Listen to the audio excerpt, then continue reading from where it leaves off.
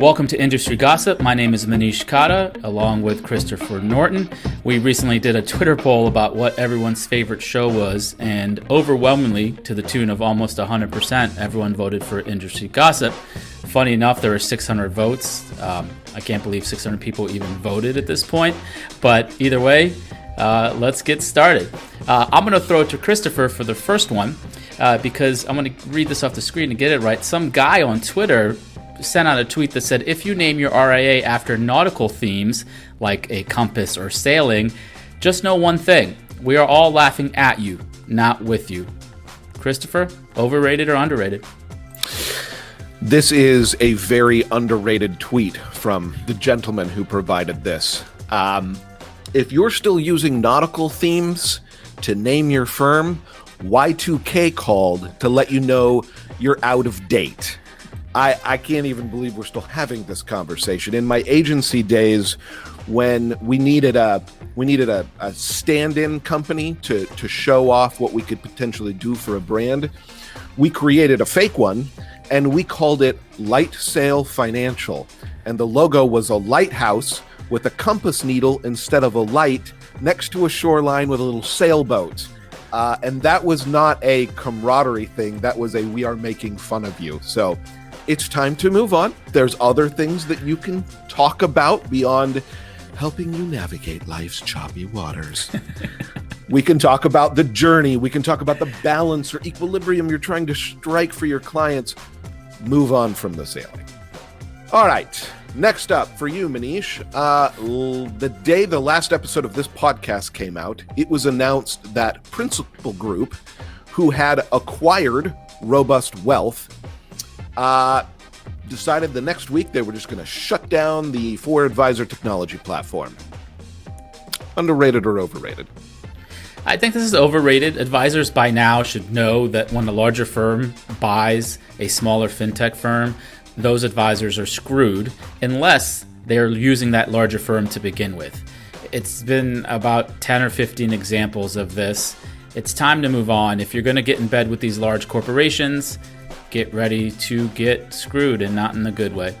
So, robo-advisor and RIA custodian Betterment announced a new partnership with, I want to make sure I get this right, CRM vendor Wealthbox, compliance outsourcer RIA in a Box, and financial planning software company Right Capital to bundle their software together a la Disney Plus for a discount of $3,000 a year. Underrated or overrated? This is overrated, and this is nothing but press release to drum up interest. They're not doing anything special. They're offering, it's like a 4th of July sale. They're offering discounts on these 3 software pieces that will not talk to each other. They don't today, and they never will. And Betterment's not actually going to be the one that connects these software pieces either. It's basically just saying, come to our platform, and as a discount, we'll wrap these 3 pieces of technology together for you. This is useless press release that just is a waste of our time. I'm going to make some friends with this one. Investopedia announced their top 100 financial advisors. Underrated or overrated? All right, look, it's a combination. I'm going to start with overrated because we have a lot of friends of the firm on this list, and they are probably great financial advisors. But all of these rankings are a whole lot of horseshit when it comes down to it. Like, what exactly are you doing to get these rankings? Are you interviewing people? Are you checking AUM? What are you exactly doing? How do you even determine what a top financial advisor is? It's essentially a popularity contest. That doesn't take away from some of the great advisors on that list. Some people weren't even advisors, by the way. But a lot of these award shows just need to take a step back, and it's just popularity contests at the end of the day. Who knows who? What PR person's calling who? I mean, come on. I mean, but like I said, there are some really good advisors on the list, but the fact that these awards are given are highly overrated. And if you weren't on the list and you want to be on it next year, clearly the key to success is to make a t-shirt for FinTwit. In my favorite segment on this show, Acquisition Watch, JP Morgan acquired OpenInvest, to finally gain foothold in the ESG game and help RIAs actively manage indexes. Underrated or overrated? I feel like are we going for a perfect record on overrated? This is overrated.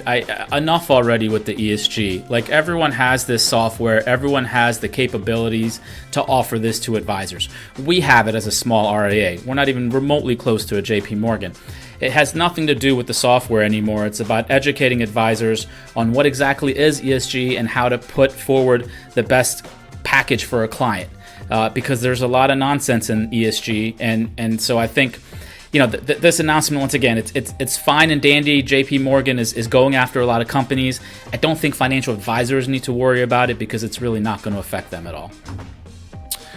I look forward to getting roasted on Potomac Couch for saying indexes instead of indices. So Robinhood, the stick-it-to-the-man investing app, has agreed to pay $70 million for outages and misleading customers, making it the largest ever FINRA penalty. Underrated or overrated? It's a little underrated. I think people should be more angry than they are. I understand there's a large group of investors and people who enjoy Robinhood and the app itself, but this is obscene on many levels. Number one is they did not report thousands of client complaints to FINRA like they're supposed to. I mean, we would all be locked up at Potomac if we just took client complaints and threw them in the file drawer and walked away. That's not something that you do in our industry. The list goes on and the things, very egregious things that Robinhood did, and ultimately they got a slap on the wrist. I know it's the largest fine in FINRA history, but relative to their valuation and the money they're raising, it's nothing. So I think the news is underrated in the sense that advisors should be a little bit more angry that these people are getting away with this stuff. That'll do it for this episode of Industry Gossip. Thank you all for your continued support of this show. Don't forget to subscribe, share, leave a review if you'd like, and we'll see you back next month. Thank you.